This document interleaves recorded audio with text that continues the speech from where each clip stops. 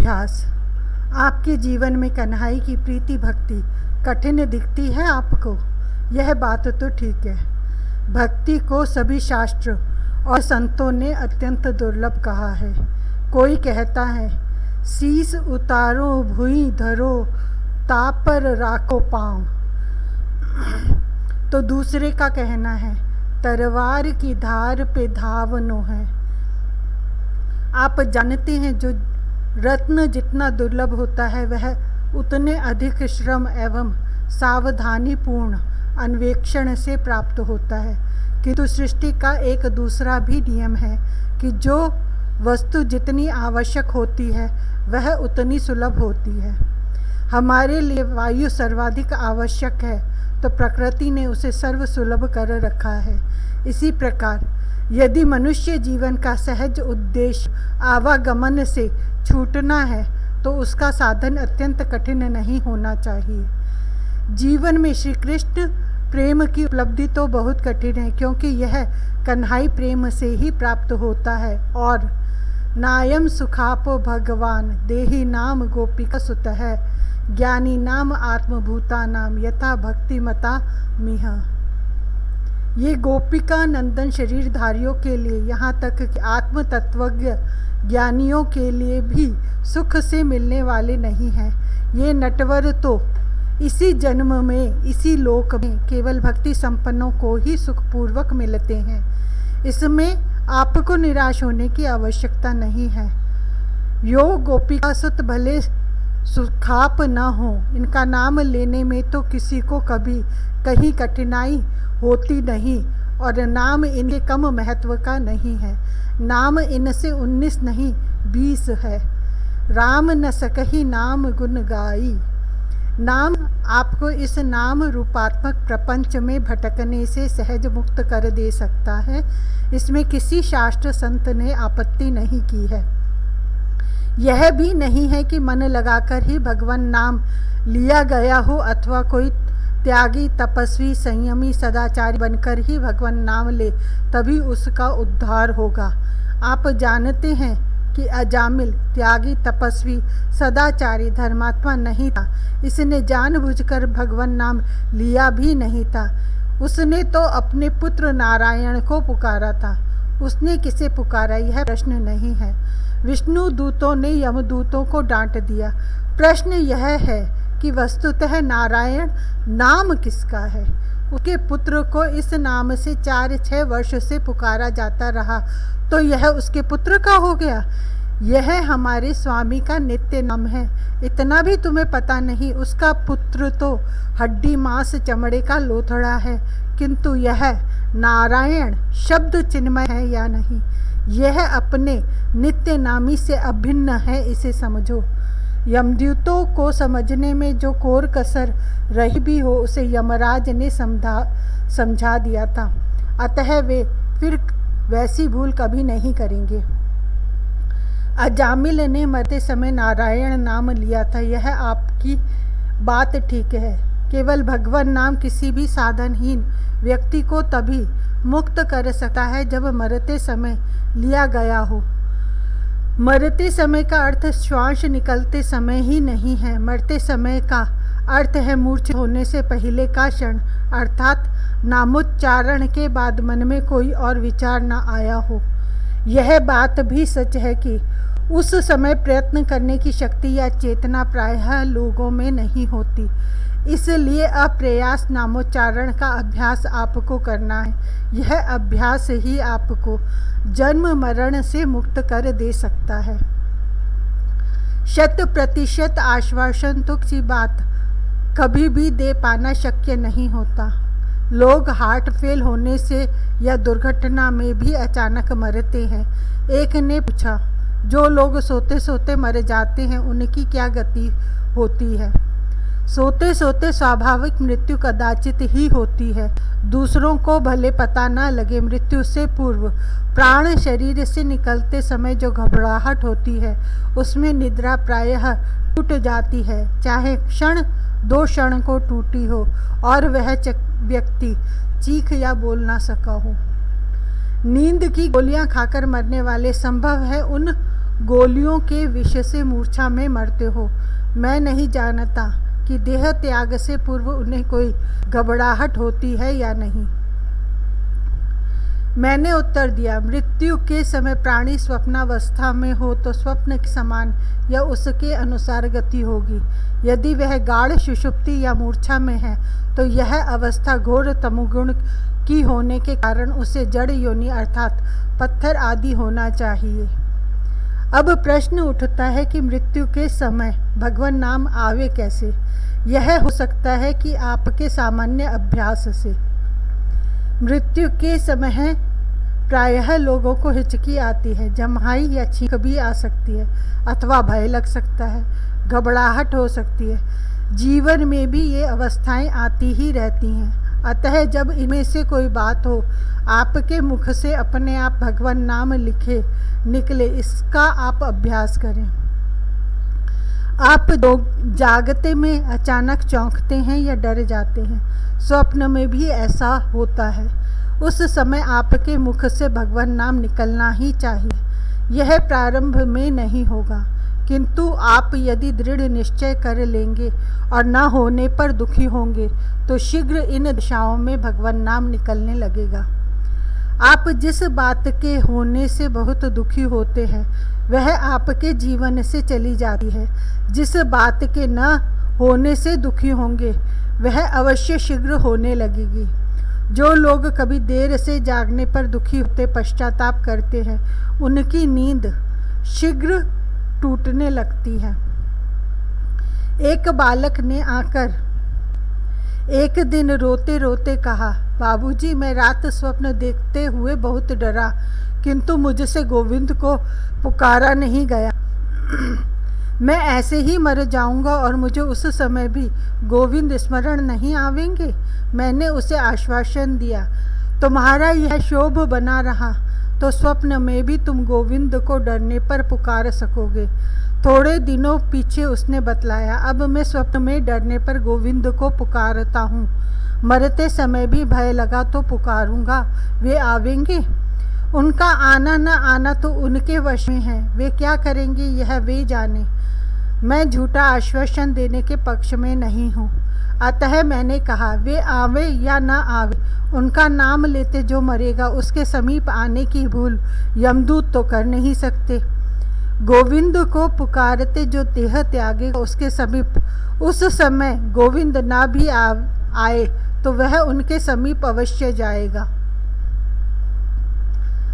आपसे छींकते, जम्हाई लेते, हिचकी आने पर, चौंकने या डरने पर भगवान नाम न निकले तो आपको दुखी होना चाहिए।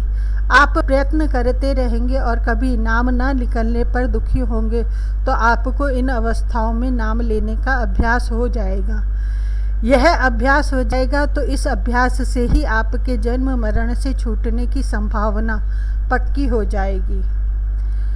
राजा परीक्षित को श्रीमद् भागवत का उपदेश करते समय शुकदेव जी ने प्रारंभ में ही यह बात कही, एतावान सांख्य योगाभ्याम स्वधर्म परिनिष्ठया जन्म लाभ है परम पुंसामन्ते नारायण स्मृति। ज्ञान, योग तथा अपने वर्णाश्रम धर्म को भली प्रकार निष्ठायुक्त पालन एवं मनुष्य जन्म का भी इतना ही पुरुष को परम लाभ प्राप्त हो सकता है कि अंतिम समय नारायण का स्मरण हो। अंतिम समय नारायण का अथवा उनसे सर्वथा अभिन्न उनके नाम का स्मरण उच्चारण हो जाए, इससे बड़ा लाभ दूसरा कुछ नहीं है। दूसरा कोई साधन या ज्ञान इससे बड़ा लाभ कुछ नहीं दे सकता। यह लाभ आपके लिए दुर्लभ अथवा दुस्साध्य वही है यदि आप जीवन में विशेषतः जीवन के आकस्मिक संयोगों में भगवान नाम के स्वतः उच्चारित होने का अभ्यास कर लेते हैं। अप्रयास उच्चारित होने वाले शब्दों में कुछ लोगों का कोई तकिया कलाम होता है। इस तकिया कलाम के लिए कोई दूसरा प्रचलित शब्द पता नहीं क्यों नहीं है। कहीं ऐसा तो नहीं है कि संस्कृत जैसी अत्यंत परिष्कृत भाषा बोलने वाले इस देश में इस शब्दावृत्ति की दुर्बलता हो ही नहीं। यह प्रवृत्ति ही मुसलमान आक्रमणकारियों के साथ आई। कुछ भी हो, तकिया कलाम रखने वाले लोग समाज में होते हैं। एक वाक्य के पश्चात कोई शब्द अकारण बोलना ही नहीं होता। कभी कभी तो एक दो शब्दों के बाद ही वह आवृत्ति शब्द दोहराया जाता है। फलतः बोलने वाले का तात्पर्य समझना कठिन होता है। तकिया कलाम आवृत्ति शब्द पता नहीं कैसे और क्यों स्वभाव में आ जाता है, क्योंकि यह एक दोष है। इसे कोई अच्छाई स्वीकार नहीं करता। ऐसा भी नहीं है कि यह आवृत्ति शब्द सदा उत्तम ही हो। जैसे मैंने कुछ लोगों का आवृत्ति शब्द गोविंदाय नमो नमः, राम जी की इच्छा से हरिये नमः सुना है, वैसे ही कुछ लोगों का बाप जी झाकोनी क्या नाम से बाबा रे कहते या किसी गाली विशेषत है साले की झड़ी लगाते भी सुना है। कुछ लोग मैंने कहा कि भी आवृत्ति करते रहते हैं। जैसे कुछ लोग राम या कृष्ण के नाम से चिढ़ते दिखते हैं। वे इसलिए बनावटी रूप से चिढ़ते हैं जिससे उन्हें चिढ़ाने के लिए ही दूसरे वह भगवान नाम लें। उसी प्रकार यदि बार बार भगवान नाम उच्चारित होता रहे, यह उद्देश्य लेकर कोई गोविंदाय नमो नमः या जय राम जी जैसा आवृत्ति शब्द अपनाता हो तब भी एक बात है, किंतु अधिकांश आवृत्ति शब्द तो व्यर्थ होते हैं। यह एक बुरा अभ्यास है। इसे प्रयत्न पूर्वक छोड़ ही दिया जाना चाहिए। आवृत्ति शब्द भगवान नाम भी हो तो भी उसका समर्थन नहीं किया जा सकता। उसके स्थान पर जब बोलना न हो तब जीभ शांत न रहे, उपांशु जप स्वतः होने लगे, यह अभ्यास बहुत महत्वपूर्ण है और प्रयत्नपूर्व अपना लेने योग्य है। आप आवृत्ति शब्द के अभ्यास से यह आशा नहीं कर सकते कि उसके कारण मरते समय भगवान नाम का उच्चारण होगा। ऐसा तो केवल उन लोगों के लिए किसी प्रकार संभव है जो मरते समय किसी कारण से बड़बड़ाने लगे हों, किंतु बहुत कम लोगों में मरते समय प्रलाप का लक्षण प्रकट हुआ करता है। सबसे अधिक लोग हिचकी लेकर या भय पाकर देह त्याग करते हैं। जम्हाई भी उस स्थिति में कम लोगों को आती है।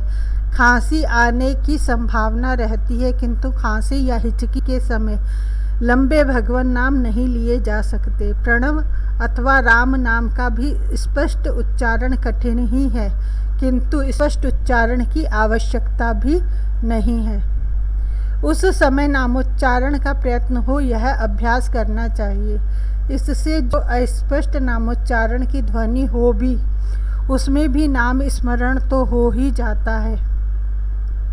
दृढ़ और दीर्घकालीन अभ्यास की शक्ति महान है। गीता प्रेस के संस्थापक दिवंगत सेठ श्री जय दयाल गोयनका जी जीवन में ठीक संध्या काल में संध्या करने के व्रती थे। कैसा भी आवश्यक कार्य चल रहा हो, संध्या काल में उसे छोड़कर वे संध्या करने बैठ जाया करते थे। जीवन के अंतिम महीनों में वे कई महीने अत्यंत रुग्ण रहे, तब भी समय पर संध्या कर लिया करते थे। जब वे मूर्छित रहने लगे तब भी संध्या काल में उनका शरीर स्वतः उठकर बैठ जाता था और उनके हाथ की अंगुलियां ऐसे चलने लगती थीं जैसे वे जप के समय चलती हैं। अभ्यास पहले तो प्रयत्नपूर्वक करना पड़ता है, किंतु दृढ़ हो जाने पर वह स्वतः होता रहता है। जैसे साइकिल चलाना सीखने वाले को सावधान रहना पड़ता है, दृष्टि सामने रखनी पड़ती है, हाथ हैंडलों पर स्थिर रखने पड़ते हैं, किंतु अभ्यास सध जाने पर यह कुछ आवश्यक नहीं होता। लोग इधर उधर देखते, किसी से बात करते, एक या दोनों हाथ हैंडलों से उठाकर भी साइकिल चलाते रहते हैं। कर्मेंद्रियों के द्वारा एक बार कर्म प्रारंभ हो जाने पर मन अन्यत्र चला भी जाए तो वे कर्म चलते रहते हैं। इसलिए जप और पाठ बिना मन लगे भी होता रहता है, किंतु वह व्यर्थ होता होगा। आप इस भ्रम में मत पड़े। शब्द में अचिंत्य शक्ति होती है। भगवान नाम तो नित्य चिन्मय शब्द है, उसका बिना मन के भी उच्चारण अपना दिव्य प्रकट करता है। आप सदा मन लगाकर ही भोजन नहीं करते। अनेक बार भोजन करते समय आप किसी आवश्यक चर्चा या चिंतन में लगे होते हो। ऐसी अवस्था में भोजन करने से आपकी क्षुधा मिट जाती है या नहीं? उस भोजन से आपके शरीर को शक्ति मिलने में क्या कुछ कसर रहती है? दार्शनिकों ने एक प्रश्न उठाया है, जब एक स्थान पर कई लोग सो रहे हों और गाढ़ निद्रा में हो तो जिसका नाम लेकर पुकारा जाता है वही क्यों जागता है?